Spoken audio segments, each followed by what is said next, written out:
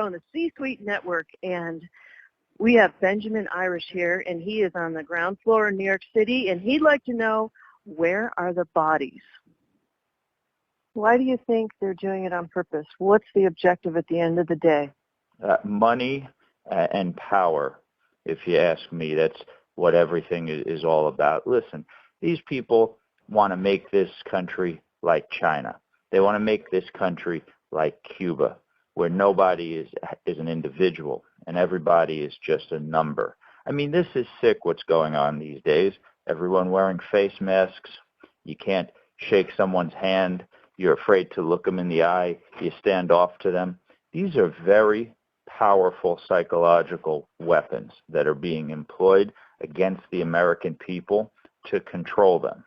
So that's the objective, is to build their audience and make their market so everybody has to be subservient to them. Well, that's not what this country was based on. This country was based on rebellion. This country was based on the individual being free. All of our great accomplishments, the plane, the train, the automobile, the internet, electricity, all of that came from this country. But you can't accomplish those things if you're living in a society that's been made docile, that's been controlled, and that's been whipped like dogs. That's not what the United States of America is about. And it's high time we stood up and fought back against this evil, because that's exactly what this is. Guys like Bill Gates are evil. Who else supports designing viruses with the potential to kill millions of people? And why is he even doing that in the first place? What type of a sick person funds a program for a bunch of guys to sit in a lab somewhere, probably in a basement, over in a communist country, and to make a weapon that can kill millions and billions of people? That's why he's evil. He should never even be involved with this stuff in the first place. Good morning, everyone. My name is Winifred Adams, and you are watching and listening to the brand new Winifred Adams show on the C-Suite Network. And I would like to invite you to listen carefully to an interview that I did with my friend and someone that I've had on the show previously in my Benghazi interviews on Making Life Brighter, Mr. William Kotel. And William came on to speak with us about what is happening in New York City. But first, I have special guest, Benjamin Irish, who is up as a candidate for ambassador to the Dominican Republic. And we have an interesting story for you today, because Ben has been on the ground in New York City, and he shared with me some very interesting facts that I took an interest in about where are the people, where are the bodies, and where are the beds. And William Kotel has spoken about that as well, and we're going to get into that in just a few minutes. Welcome, Ben, and it's nice to have you here today. We want to discuss just for a minute what it is that you actually saw on the ground floor there in New York City, because it's disturbing. Tell us what it is that you got to see. Well, good morning, Winifred. Nice to be on your show. It's not so much what I saw, it's what I didn't see, because I didn't see not even one body. I didn't see not even one person being brought into these centers, these triage units here in New York. You hear the sirens going behind me here. There's a lot of ambulances running up and down the avenues and the highways, but there's nobody in the back of these ambulances. And they seem just to be getting moved around without picking anybody up and without really going anywhere. They're just going from hospital to hospital. So it's not what I saw, it's what I did not see, which is I did not see one COVID patient during the height of the infection curve. Now, the coronavirus outbreak has been unprecedented in New York City. And yet, when you showed me some of the pictures that you have on your walk down near the Ground Zero area, it just seemed eerie, because it looked like, some life is happening, but whatever we saw on TV didn't seem to be wrapped around the block and outside and down the street. What do you make of that? Well, I think it's just common sense. I think all these freezer trucks, look, I walked by a freezer truck outside Lincoln Hospital, and it was in the Bronx, and it was unplugged. I mean, there was no power going into it. It wasn't making any noise, and it's sitting there completely unguarded and locked up. Okay? They were not storing bodies in that truck. They were not keeping COVID patients there. Look, if you take a tractor trailer and you put it out in an alleyway in the South Bronx and you leave it, more likely than not somebody's going to come and rob it. The reason that there was no power running into that truck, and it was the only one, by the way, at that hospital, which is a major intake center for all of these, alleged victims that Governor Cuomo and Mayor de Blasio are claiming. If you take a truck like that and you leave it on an alley in the South Bronx, somebody's going to rob it. The reason why it was just left there is because nothing was in it. It was completely empty. So that's what I saw, and that's what I saw during those videos that we took at the 6 locations. Well, Ben, just to be fair, could it have been just one that wasn't being used at the time and there are more? What else have you seen in New York City?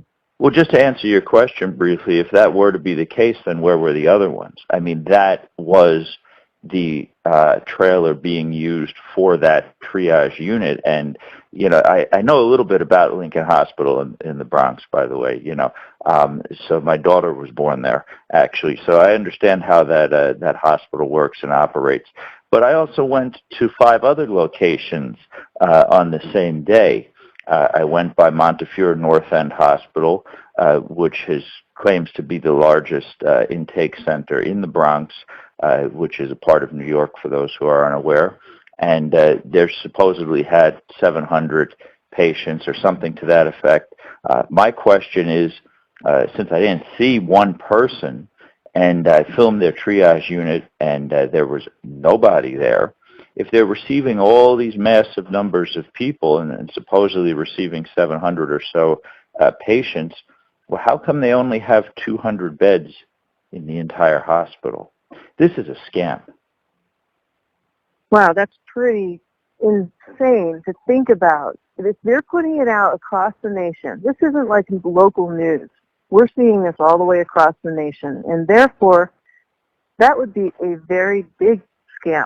So what's the point of it if they're doing that? What would be the objective of something so far-reaching, and wouldn't people easily get caught in today's day and age doing something like that? Well, I think people realize in today's day and age that they're going to get caught. I also feel like they don't care. I think that's part of how the criminal mind works. And I also want to say that what we're seeing with this false reporting and this extrapolation of numbers and everything, I only see it in the blue states. I only see the Democrat states doing it. And I think it's a direct attempt to undermine the authority of the federal government. We are at war right now, and this is a war of the corporations backing state governments to attack the federal government. That's how I see it. And their objective would be to influence the federal government? I always say follow the money. They're hoarding resources. Yes. Okay? All these job losses, yes, it's true. We have a tremendous amount of job losses across the country, but is it as bad as it was during the Great Depression? Well, I think that's subjective. We have a lot more programs and systems in place right now than we did during the Great Depression. Of course, we have unemployment, we have insurance for that, and everyone has gone on that, or so it seems. But on a statewide level, everything that comes with that, from health care to subsidized housing to business as far as bringing in items to support the supposed frontline states, right? All of this is how the Democrats do business. So that's their objective. If you ask me, this is all about money. This is all about making a market, and this is all about controlling your customers. That's the way I see it. The Democrats have been buying votes and buying off the federal electoral process this way for ages. Well, I don't know how they think they're going to get away with it if that's the case, because as we on the ground, as people of the United States of America, we can go on our social media quickly. We can find all sorts of sources that showcase better facts.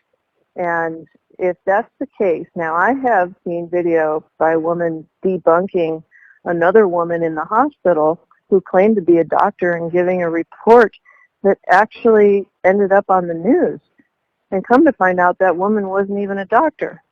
She wasn't even an official doctor. Now, I'm not saying that's happening everywhere, because I don't want to put out the message against doctors and nurses that are working hard on the front line. But these are the kinds of things that are cropping up, and people can then go and follow the trail and do their due diligence. So what do you suggest people do right now?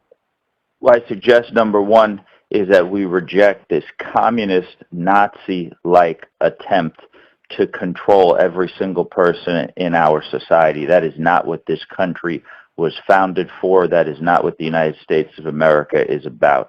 We are a free country. We are a free people, and we have to reject this nonsense and this garbage from the left. This is an intimidation game. They are applying fear tactics, and they want Americans afraid. Well, we can't be intimidated, and we can't be afraid, and we need to be willing to stand up and fight this evil, because this is truly evil. People like Bill Gates should be hung in the middle of Times Square. That is a sick person. Whoever designed this virus in a lab is sick in the head, and is a killer and a murderer. And if you ask me, what did you ask me, what people should do? Is that correct? Yes. What should be a plan of action for people right now, given this kind of activity? The plan of action is, if you get sick and you go into the hospital, that you invoke the President's Right to Care Act. President Trump signed the Right to Care Act last year, which gives you the right. These are your rights to request, to demand any drug that you feel will save your life and that has a shot to save your life. And there are many cases of patriots saying, I want hydroxychloroquine. I want the chloroquine treatment. Otherwise, I'm going to die. I want to try it. And they've survived, and they've recovered. And I've put some of these people in the videos. The virus is real, but so is the cure. And that is the cure. And it is available in abundance. But the Democrats are threatening these doctors about giving it to their patients. Look at this sick individual, this Gretchen Whitmer, the Democrat governor of Michigan, threatening to have doctors' licenses taken away in her state for issuing this drug. The day beforehand, she was made aware of 800 cases in Michigan, that people who were cured of COVID because of the use of these drugs. And she turns around the next day and starts threatening people. That's her shilling out for these big businesses that are committing genocide against the American people. Well, I got a notice yesterday, actually, from someone who brought to my attention that she had just told people that they are to be dissuaded from non-essential buying. What is non-essential buying? How do you determine to people in a free country what non-essential buying is? Non-essential. Ridiculous, then. Non-essential buying is anything Joe Biden and Bill Gates don't get a cut of. It's sick. These people are sick. It's sad. It's sad that we have to have this discussion to even bring to people's attention, in the middle of a crisis in America, where people are suffering and they're kept away from their families, whether it's birth or death. They can't go visit their loved ones, and that people would be as callous as to create falsities that they can go out and share with others. That's, to me, that's kind of criminal and harmful. So I hope that whatever you found over there and down there is going to bring light to whatever the new narrative needs to be, and the truth, most of all. Well, Ben Irish, everybody, I'd like to say thank you for being here today, and thank you for all the work that you've done and going down to take a look. I mean, this is your hometown, and this is our home country. So thank you so much for being willing to take this further and put it out to all the people that are willing to hear and look at this. Well, Winifred, I got to thank you.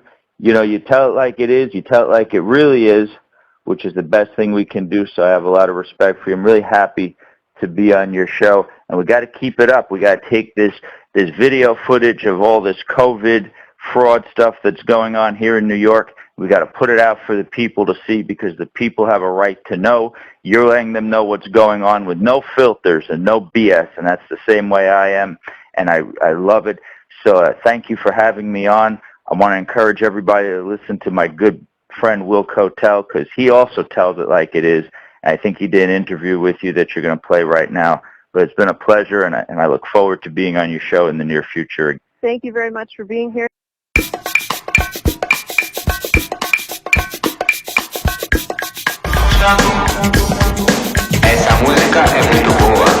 Welcome, everybody. My name is Winifred Adams, and you're listening to the brand new Winifred Adams Show, previously Making Life Brighter.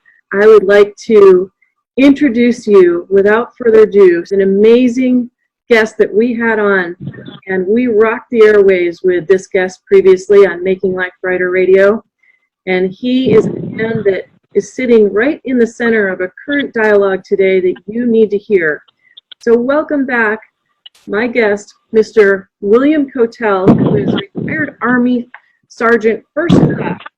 He sits front and center in the entire Betrayal in Benghazi dialogue, and I'd like to bring that back today. We have another thing that we're going to touch on, which is current news for you, and it is about what's happening in New York City and beyond. Welcome back, William.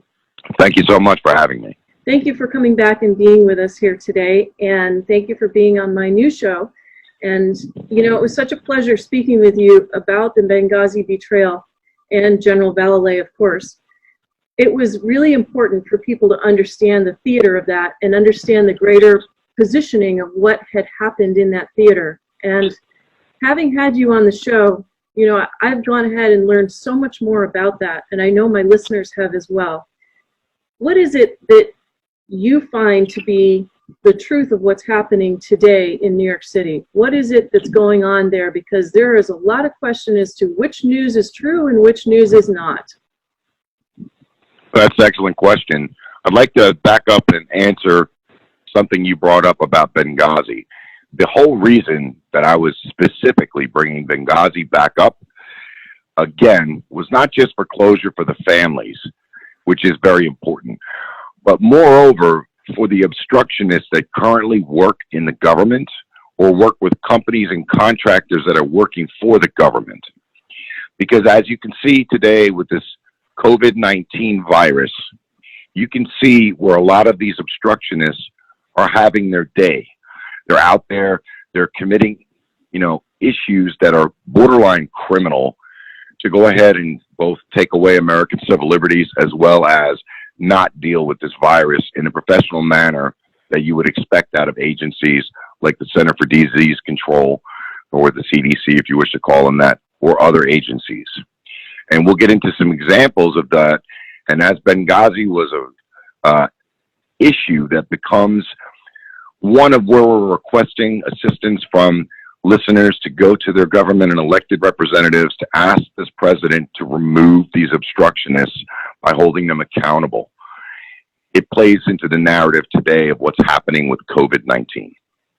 How does it play into that narrative? What do you see happening here? Well, there's a variety of things happening, and if I can break it down in just simple terms to discuss how this is going on. The COVID-19 virus is real, and it does spread quite quickly, and it does infect a lot of people. Right now, the math numbers show between 125 and 130 individuals can be COVID positive without showing symptoms or signs, but then they can become carriers. So you have one out of every 125 to 130 that become infected. And out of those infected, some are mild, some are more severe, and some are deathly severe. So we have this going on today. this virus can be and should be beaten very easily. There should be no more deaths. And I'm going to say that again. There should not be one more death from COVID virus whatsoever. Why do you say that? Why do you feel that there should be obviously no more deaths, but you're implying something else? You're implying that there should be no one becoming ill to the point of death with this. Why? I'm stating that because with the advent of hydroxychloroquine, which is a readily available drug that's out for multiple issues. It deals with arthritis, it deals with lupus, it deals with other issues that other people have. This drug actually has extreme effects on the COVID virus. There are so many success cases with this.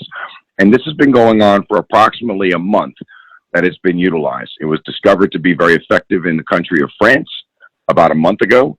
And it's been widespread being used now with a lot of success stories. I haven't heard about one death after using hydroxychloroquine at this time. However, Dr. Fauci, who I nicknamed Doom and Gloom, is up with the CDC, and he is claiming that it is responsible for us to do testing. The side effects of hydroxychloroquine are long period usage, meaning months of eye problems, and further issues with stomach illnesses, sometimes associated with this. That's it. There's never been a death from hydroxychloroquine.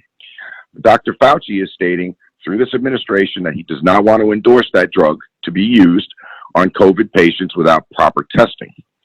The reason this is important is because in April of 2013, under President Obama, when the MERS virus became prevalent in the United States, Dr. Fauci, without any testing, went ahead and approved and applauded President Obama's actions using hydroxychloroquine to fight MERS. And now he's retracting that. He's stepping back off of that platform and saying that we need more testing, when in fact he had already agreed to the fact that it had an effect. That's correct. And moreover, the MERS virus is in the coronavirus family. It is another derivative of coronavirus. This is scary because this means that he already knew, along with others in the CDC, that hydroxychloroquine would have been proven effective even in just trials for right to try or right to care acts that President Trump signed, which means they could have found out much earlier. That hidden information is tantamount to criminal actions. And I'm not going to change my tune on that. Dr. Fauci is irresponsible, but the man is assuming a lot of airtime. He is up on every news media network going after things and speaking about things, and he's contradicting himself over and over and over. This president relies on experts in the fields to deal with issues like this. My respect of the CDC is okay. I think they had much more availability to do more than they have. And at this point, I would really ask the president to turn this over to Fort Detrick, Maryland, for the U.S. Army to go ahead and run point on this. They have their own infectious disease center there that is much more equipped to handle this. You have to understand and look at the numbers on deaths. How many deaths have happened in the last month? How many could have been avoided because of hydroxychloroquine by itself? And how many other deaths are happening because you are now finding, like the Michigan governor and the New York governor in the past and other governors are not allowing the hydroxychloroquine, even down at the city and county levels, and even some of the hospitals and hospital administrators. This has to have a reason behind it. And if the president were to get up and say, hey, we need to utilize this, enough's enough, the rest of the world would take note what the United States is doing, and France and others, and they would destroy this virus. Hydroxychloroquine has not only been proven effective to fight the virus, but also to prevent the virus. So, William, why do you feel that he is not doing that? Or, you know, he seems like he's very much on top of what's happening in and around him. Why would he not do that? My personal opinion, which I don't proffer much, is that President Trump is a believer of starting with a team and making that team succeed. When he is an expert in business, he relies on medical expertise to come from the CDC and other sources from Fort Detrick, Maryland, and others from the Surgeon General. And he expects them to combine their knowledge to get rid of this virus as quickly and as safely as possible without incurring problems to regular families. Because let's not forget how many people that are single or in family situations now that have no jobs, have no source of income, and even the stimulus was blocked by Democrats in the past, which they needed just to put food on the table for the month of April, let alone the month of March. So this is what my opinion is, but we have to really move forward from this. The FDA is another stopping ground where medications are. And also, for your viewers, remember this, that over 45 days ago, the first 45 individuals in Washington state were given a preliminary vaccine, and they have been tested with the vaccine, and so far so good. And now we have about 14 other establishments that have come out with multiple types of vaccines that they need to get into their test phases. This would prevent the virus from actually coming back up, sort of like polio or something else. But these are being kind of, I don't know, buried in the media, because the media is giving a lot of attention to Dr. Fauci, and also for New York.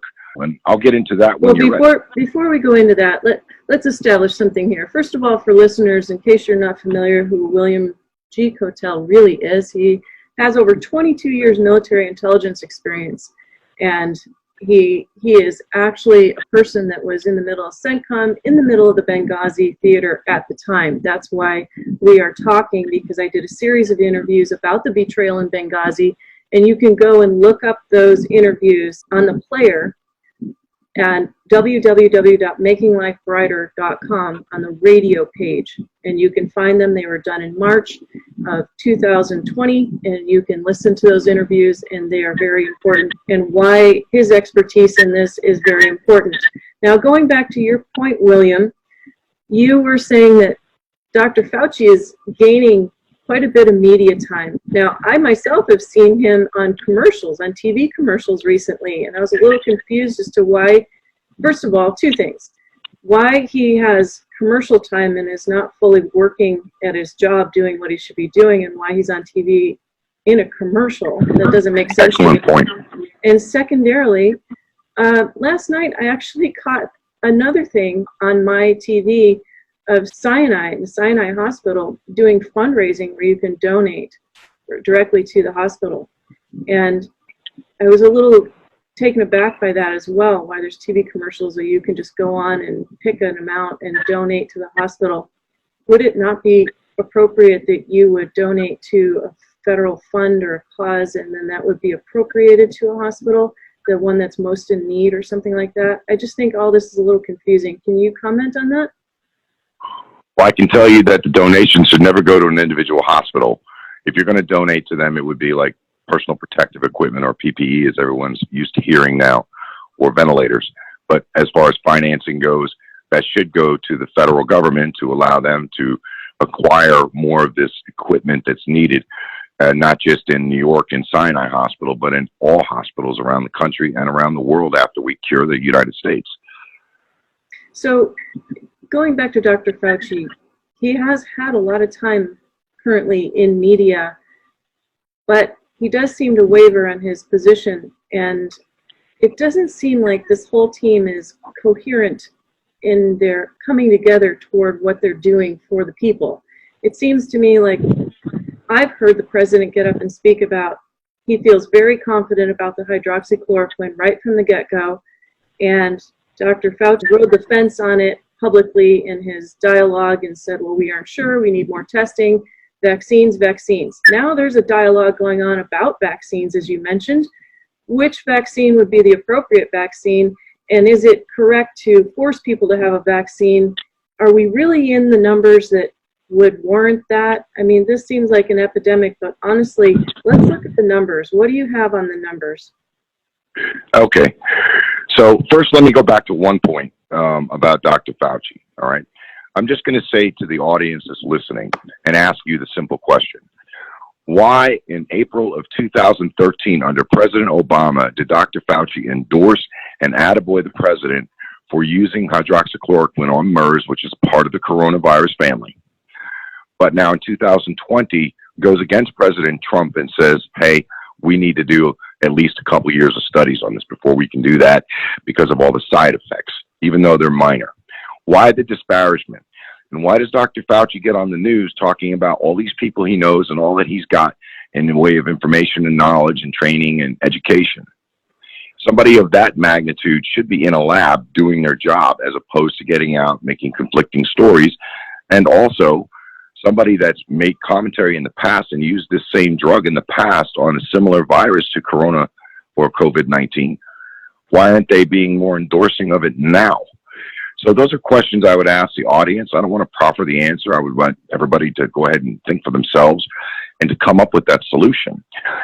As far as getting back to your question about the numbers. So as of this morning on Bing, because it's public knowledge, Bing is listing 597,661 cases of coronavirus positive in the United States. And they are listing down that 24,547 have died. Now, conversely, we go to New York. So the state of New York is listing 202,208 cases of coronavirus. And they are listing 10,834 dead from coronavirus. In New York City? That means that or in the state? New York, the whole state of New York, to include New York City. So what you've got here is you've got a state that has literally more than one third of the coronavirus active patients, and a state that has 43% of the deaths from coronavirus. So here's the problem. This is the problem I've got, and a lot of other people have. After people went around New York City and checked out between 6 to 8 hospitals and looked at these refrigerator trailers supposedly housing the bodies of the dead, and other things have gone on, there was zero activity. Out of 7 hospitals, to include Columbia Presbyterian, which has 1,200 beds, one of the largest in Manhattan, in New York City, excuse me, the hospital had 7 patients for coronavirus. Not one body was found anywhere. So now the request went up to the Department of Justice, Department of Homeland Security, and to FEMA to please go down with some trusted people and look at these random hospitals. Please find all these corona positive people, and please find all these dead from the coronavirus. We need to find where these bodies are. Check the morgues, check wherever. There's nobody listing, they've lost a family member up there. There's no information about where these dead bodies are being housed or even dealt with. There's phony news going out there about pine boxes being buried at some island near Staten Island, that they did this before. They're using inmates from Rikers Island. It's fake news. There's a picture that surfaced today of a ton of coffins that are being held to be utilized for bodies. This picture was the exact same picture out of MSNBC that was used from 2013 from another plague in another country and their deaths. Now, who would be doing that? Who's doing that? Well, we can get into that in a second as I explain more, because I think you'll understand better. So now we get into what are called utilizations. So now New York State and Governor Cuomo have had an extreme amount of media coverage. I'm talking a lot more than anybody else in the world at this time. Screaming, I need equipment. I need ventilators. I need personal protective equipment for my people. My people are dying. They're dying. They're dying. Why do we need to confirm and deny these bodies and these coronavirus counts? Because these counts go up to the Federal Emergency Management Agency, or FEMA, and they get on the utilization report to say, well, New York needs so many ventilators. They need so much personal protective equipment. And then we come to find out from multiple news outlets that stated New York was selling this extra equipment. So if you have so many corona patients, and these hospitals look pretty much like nobody's there, and a lot of these places seem to have a lot of the dead, then where's all this equipment and these ventilators going? Where are they being used at? How are they being used? That's a significant problem. And why is that governor and that state getting so much airtime? That makes no sense. So you're saying that they are taking in what's being allotted to them federally, and they're turning around and they're selling it to whom? I don't know. It's been in the news. They've been auctioning it off, selling it off, extra material and equipment. But if the news is fake, how do we know what's real? How do we know what's true? We don't. And that's the point of why I'm saying we need people that are trusted in the federal government to go down and confirm or deny the truth behind the deaths, the active cases, and the equipment. You're appealing to President Trump to arrest what you call the obstructionists around in and through this, as well as send federal agents or some agency to confirm this and or deny the numbers and if they're actually selling it. Now, who's in control of what's going on TV with the airtime that they're getting in New York State? This is all CBS, MSNBC, CNN. They're all giving airtime to this, and to the governor, and to these numbers, and all these casualties and these victims. And the whole point is, we haven't seen these casualties or these victims yet. And there's not been any outcry about it. And there's no way to confirm or deny it. When you call the coroner's offices, they refer you to the head coroner, who gives you a line that states that if you're not official, you have no right to know. So there's only so many morgues in New York City and in New York State that can house that amount of dead. I don't mean to discount everything, and I don't want to offend anybody, but what I'm saying is I just can't believe that the state of New York and the city combined have 43% of the death rate and also more than 1/3 of the total coronavirus patients in the United States positive, even to this date. Then the other question goes back to the hydroxychloroquine. Are these medical facilities giving these patients hydroxychloroquine? Especially if they're on death's bed, they have the right to TRY Act, they have the right to CARE Act, and they have these meds that they can provide them to go ahead and start healing them. Because as I stated in the beginning, there should be no more deaths. Well, is there anybody speaking to the doctors and the nurses? I know that there's controversy as to who's a legitimate doctor and a nurse. There's things floating out there about, even I've seen it, about, somebody that is supposedly putting propaganda out there, and they're not even an official doctor. But do we have real doctors and nurses that are verifying these patients? It seems to me we're seeing some of that on TV. I don't know. I can't give you what I don't know. That's why I'm asking through this interview for everybody to please help me to get with the president and allow him to send some trusted people down to some different hospitals and different morgues so we can confirm or deny this body count and this coronavirus count. Because what New York State is doing is they're taking and hoarding all the equipment that's needed for the rest of the country and depleting federal stockpiles. They're also elongating this virus and its damage by what they're doing. And if it's confirmed, and these numbers are real and they're confirmed, then there's cause to understand why this medication wasn't given out, which is tantamount to a criminal action. If these numbers are false, then that's also tantamount to criminal action. And what was the narrative and the reason for that? Why was the truth not spoken about? If you're telling me there's only, say, for example, 1,000 deaths from this virus, and you're listing 10,000, is that because you said everyone that died in the period of 2 months equals 10,000 are all coronavirus casualties? Because then you have to look at the next steps, and the coroners have to do autopsies to confirm or deny at least some of them if they really were coronavirus deaths or not.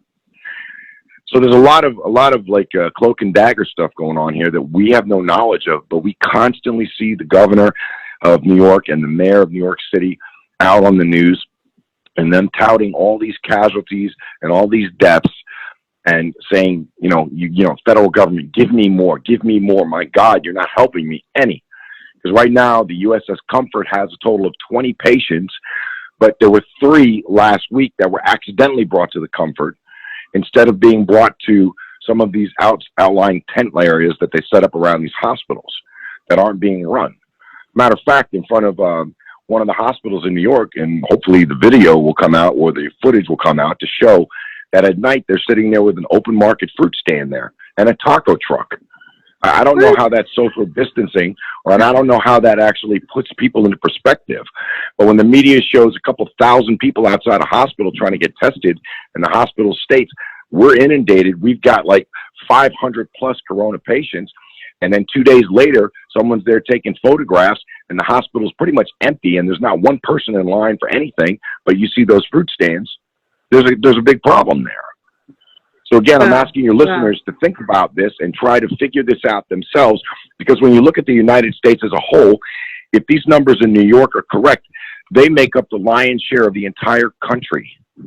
So we just to let the listeners know, we're going to take some of this data that you're talking about that's visual, and we'll incorporate this as part of this show. We'll put it as an outtake at makinglifebrighter.com on the radio page, as well as other mediums, and that's unbelievable. So from mass graves, now that sounds a little creepy, I'm just going to tell you. The idea of a mass grave and suddenly, like, you know, everybody's inside, but we're going to make a mass grave and throw all these bodies in there, that just seems... Well, let's think about individual people, whether they're homeless or not. They all have a Social Security number. They all have ties to something, whether it's family, whether it's ties to Social Security or to the Veterans Administration, or they have ties to some groups or health clinics or something. They have some kind of ties. So even if a homeless person were to die, and that's the touting that some of these media outlets put out, they would still have ties, and somebody somewhere would claim them. Okay? And there's not 10,000 homeless in New York State that could have just passed away from this virus without any knowledge. So you can't just arbitrarily say that, hey, they're burying them in pine boxes in some unknown island to get rid of them, because the bodies have to be cremated anyways because they're infected bodies. It just seems so absurd. I mean, I'm laughing because it's almost Mickey Mouse. Like, who's playing in this game, and why would you wind up the American people this way? I mean, that's scary right there. Why are you creating a narrative of this kind of, I don't know, fear? And I'll proffer an opinion off an analysis that I did. And this opinion is based off analysis I did. Everybody can do their own stuff, and this is just my opinion. So if I offend anybody, I apologize. But the truth of what I see is that this is a Democratic-led effort to destroy the economy and give Trump a sour economy to get him out of office. Now, you're going to have a lot of people that are going to call you right-wing extremist for that. But if your data backs up what you're saying, and if he can send people up there and prove this true, then you may not be so right-wing. I'm not trying to sound right-wing. I'm just trying to sound practical. Because, again, the state of Michigan, the governor there, she got in hot water because of the fact she was not allowing hydroxychloroquine to be used for corona patients. But she didn't understand that a hospital in Detroit had 800 corona victims in it. They treated all of them with hydroxychloroquine, and they all left the hospital on their own will. They were fine. So she couldn't hide that data, but she tried to stop the usage of that medication. There's a lot of other people that are like that, and we call those obstructionists. So that makes that very clear. And this is the type of people that also surround the president sometimes. Not all of them, but some of them are obstructionists. That again goes back to Benghazi, why we want them removed. If Dr. Fauci is so know-it-all, and he's back in 2013 praising President Obama for his actions on using hydroxychloroquine for MERS, but comes forward to President Trump in 2020 and says, no, we can't use that drug. We haven't done proper tests, and then tries to exacerbate or make bigger the idea that the side effects are horrific, which they're not. They are not. I take it because I have lupus. I know for a fact it's not. If you take it for months and months, you can have eye problems. If it has anything else it deals with, it could be a stomach issue.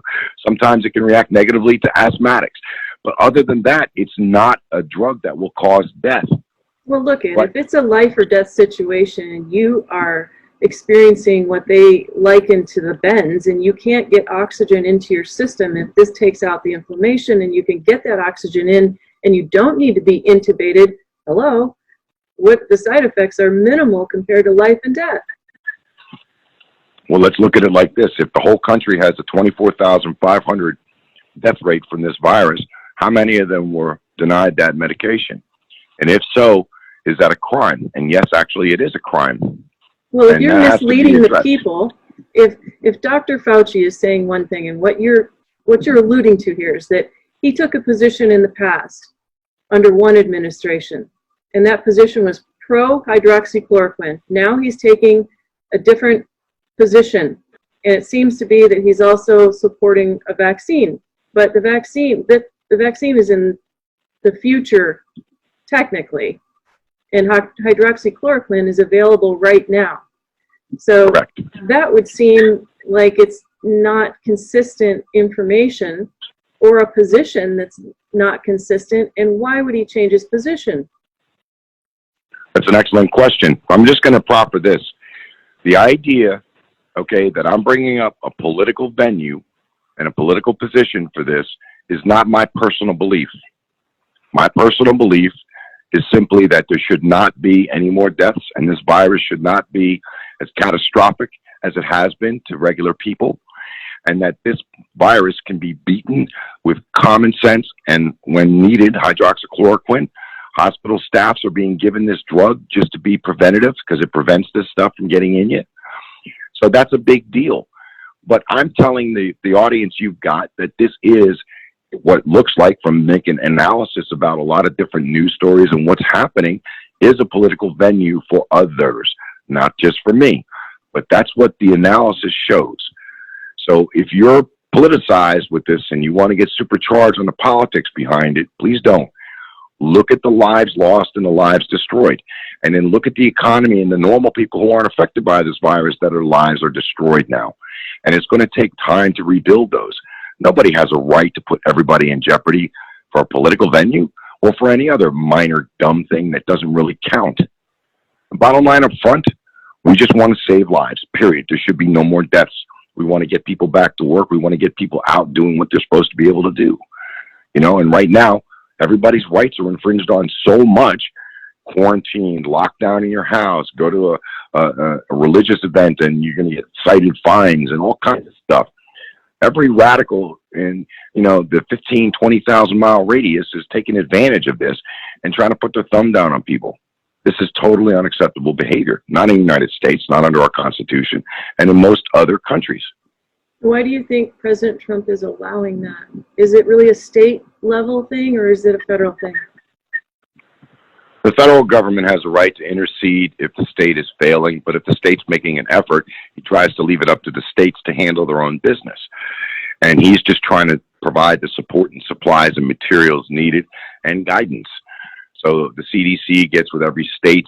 They have their own medical experts in every state, and they work hand in hand. And the ideal goal is for all of them to come together on solutions. In other words, treatments and cures for this virus, preventative measures for the virus, as well as vaccines for the virus. That's the state behind things. So why, if New York was one of the first infected, is New York still the most critical state after it's already moved through there? This little bell curve that everyone likes to talk is flattening out and all this garbage. The bottom line up front is that these numbers, I just don't believe them. And until somebody confirms or denies them with validity, they can't. And a team needs to go down there that's full of FEMA guys, medical guys, and Department of Justice guys to review this stuff and say, yes, we can confirm this, or no, we can't. And that will put this to bed really fast, and we'll figure it out from there. If it's found that the city was lying about it or intentionally causing deaths about it, then it's up to the Department of Justice to make the charges fit the crimes. You know, well, at the very I think least, we should hear from all the insiders, the first frontline people. You know, I've seen video of some of the nurses in different places breaking down, and they're overwhelmed and all that. But let's really interview those people that worked on the front line, and how many patients did they see a day. All that information is logged. They have that in there somewhere. Somebody needs to get a hold of it and verify it. Exactly. And this is all you can do. And that's why I'm pleading with your audience to please call whoever you can, political representatives, you know, law enforcement, government agencies, whatever, and ask them to please send someone down to confirm or deny these numbers. New York is the cornerstone. The reason why it's got the most out of the entire country on deaths and the most out of the entire country on actual infected patients. And the numbers keep rising even after we're saying that the virus is going down, and we're already talking about opening the economy back up. That doesn't make sense. I mean, it's exactly opposite to what we see when you see a virus in any of these countries. They go in a spike and then they come back down. Why is New York every day spiking more? It's like there's no respite in New York. Everyone keeps dying or getting infected. There's something wrong there. Yeah, there needs to be full closure on what's going on there. Furthermore, I'd still like somebody to answer the question why Dr. Fauci has TV commercials. Why is he being featured on TV commercials? Why is any one singular person being featured? And they'll say, well, he's the mouthpiece for X department. Really? Shouldn't it be more of a collective effort as to the entire government for the people? I think you're right, But one thing I will touch on is the CDC has been dealing with several outbreaks in the country that were not really public knowledge, like swine flu and bird flu.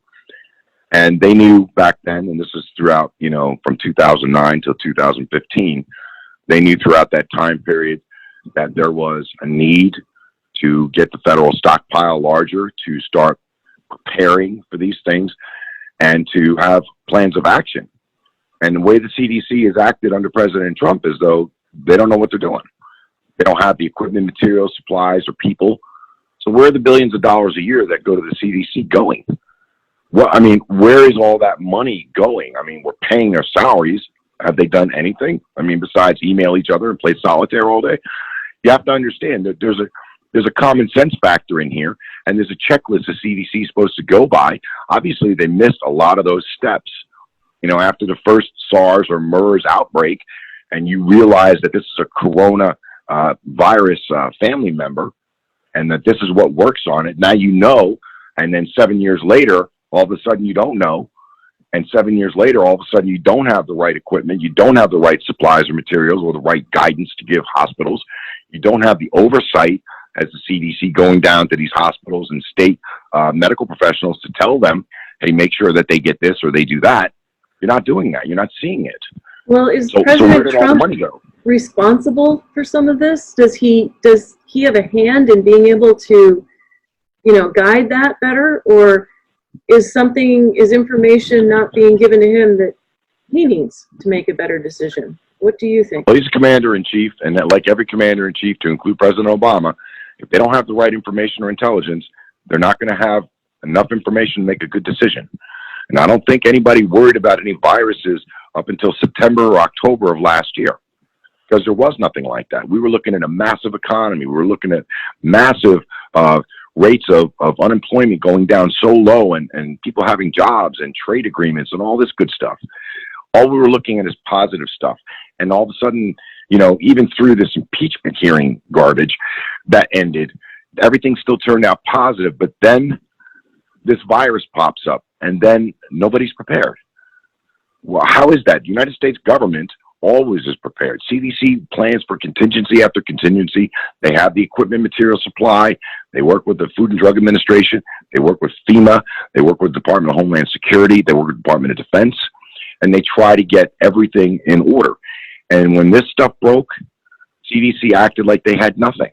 They had no knowledge. They didn't know what to do. Oh, China didn't let us in, so we don't know how to figure this out. But we got cases in the United States. Why weren't they looked at really quickly? Why do you have to go to China to look at cases that are already here? But we sure got a vaccine out that's under trials now, more than 45 days ago.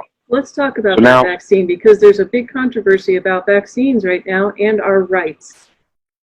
Bill Gates is trying to put out a vaccine, and there's information out there which has him speaking about depopulation, and then he's spearheading a vaccine that may or may not have nanotechnology inserted in it, and then there's other vaccines. So what's the story on vaccines?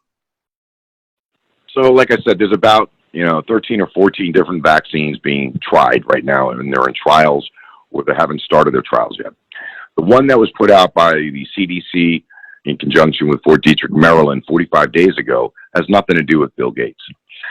Recently, Bill Gates has come out and wanted to team up with Henry Kissinger and others to go ahead and state, I want to create a vaccine, but this vaccine will have some kind of microchipping technology in it so that we can track you. This is a total invasion of privacy, and this is illegal. It goes against the Constitution. He should have no business involving himself in a vaccine. But the vaccines that he provides, if he's going to get to that stage to provide them, would be blocked by the Supreme Court and, of course, the President of the United States. Follow me here. President Trump declared war in the middle of this, on the drug cartel and so on. So everyone's been deployed to go after drug cartel roundup. And some would say, well, that's necessary, or that's a distraction in the middle of this. How does that factor into this whole current virus situation and the vaccines? Does it? It does, and I'll tell you why. The drug cartels recently, in the last few years, have been working with a lot of different groups, like terrorist groups, communist groups, and other groups that would see the United States usurped. Even foreign governments. We won't get into that, but that's what's been happening. Therefore, the drug cartels are known as conduits because they have placement and access to run people through the borders and get people all around, because trafficking people is one of their things. They can get a lot of different people in with a lot of nasty stuff, and that's the problem. So declaring war on them is necessary to put them in check and say, hey, look, you're going to stop this, okay? And of course, drug cartels, being as smart as they are, because they're all geniacs, they don't understand that the groups that they work with, like the terrorist groups and others, don't have any use for them. Once they've paid them, if they think that they know too much, the cartels have too much operational knowledge of what they're doing, they'll kill them. And I'm using that word very specifically. So they just don't get it. Because a cartel, you look at it as a business. They want to sell dope. They want to go ahead and traffic people.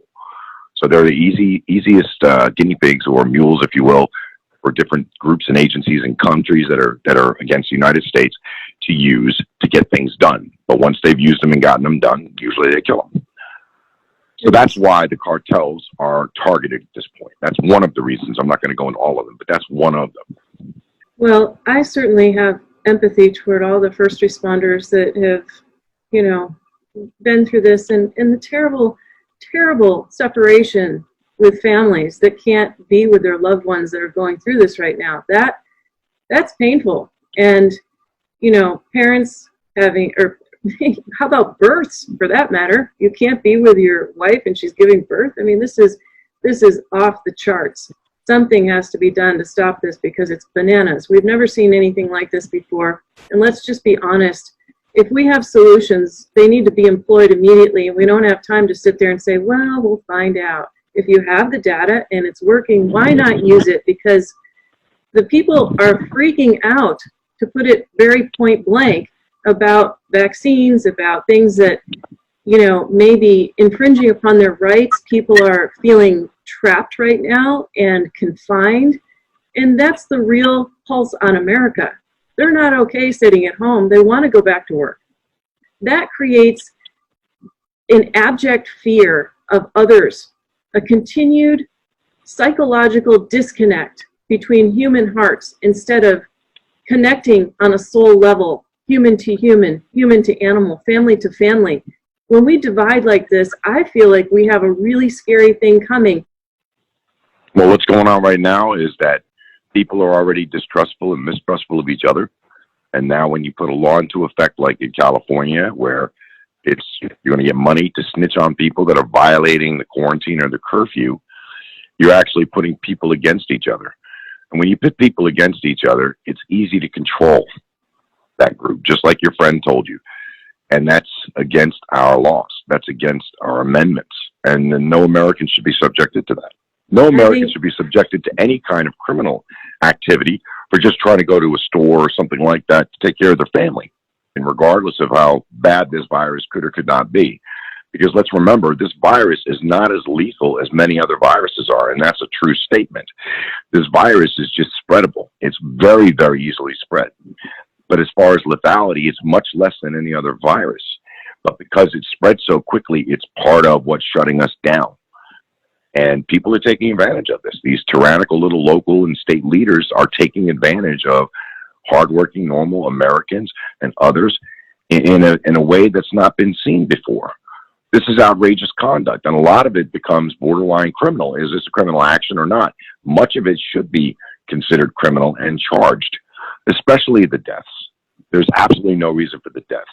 God forbid you find another governor like Michigan's governor that orders do not use hydroxychloroquine.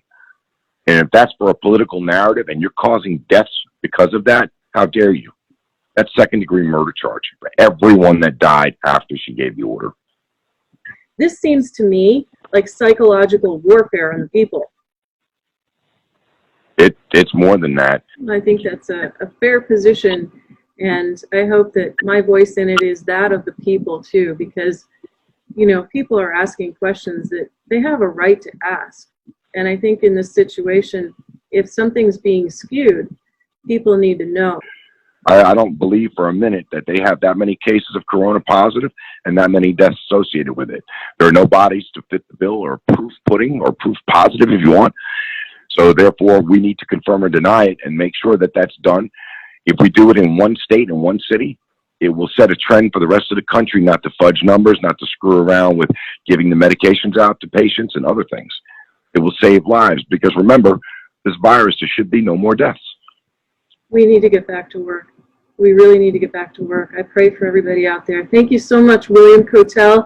William Kotel, I appreciate you returning here and for being with us on this new venue as well. If you all would like to hear all of his closure on the Benghazi interviews, you can go to makinglifebrighter.com, and on the radio page there, the player has all of those interviews, including General Vallely, and we will have more here. You're listening to the Winifred Adams Show, and we are here on C-Suite Radio. Thank you so much for listening, and you can find out more at Making Life Brighter. Thank you.